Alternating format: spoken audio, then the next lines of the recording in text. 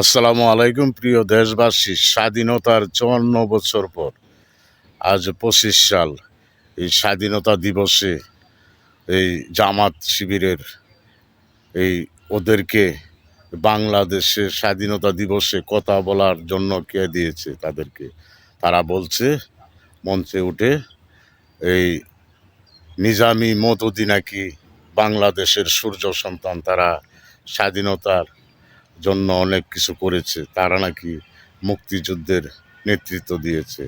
এই নিজামী আর মওদুদি বলছে, এই মওদুদির বাচ্চারা জামাত শিবিরের এক ছেলে বলছে মঞ্চে উঠে, তাদেরকে যারা এই বাংলাদেশে তাদেরকে বক্তব্য দেওয়ার জন্য এই স্বাধীনতা দিবসে যারা দিয়েছে তারাও অপরাধী, তাদেরকেও এই বাংলাদেশের জনগণ তাদের কাছ থেকেও জবাব নেবে। তাদেরকে কেন বক্তব্য দেওয়া হলো, দিতে বক্তব্য দিতে দেওয়া হলো এই স্বাধীনতা দিবসে? বাংলাদেশে যারা বাংলাদেশের স্বাধীনতা চায় না, যারা ৭১-এর রাজাকার, তারা এই বাংলাদেশে তারা কথা বলার সুযোগ কি করে পায় স্বাধীনতা নিয়ে?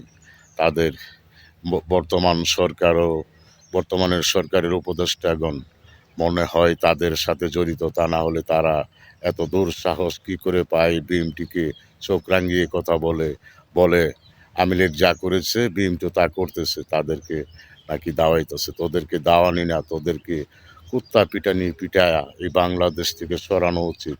এই স্বাধীনতার ৫৪ বছর পর তোরা বলিস যে ৫৪ বছরের বদলা নাকি ২৬ সালের নির্বাচনে নিবে এক নেতা বলে, জামাতের নেতা বলে।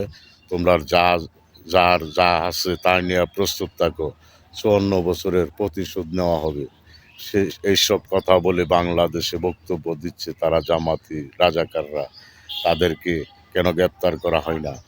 হয়তো মনে হয় এই বাংলাদেশের প্রশাসনে তারা যুক্ত আছে, তা না হলে এত দুঃসাহস পেত না বাংলাদেশে, এই বাংলার মাটিতে, মুক্তিযোদ্ধাদের দেশে।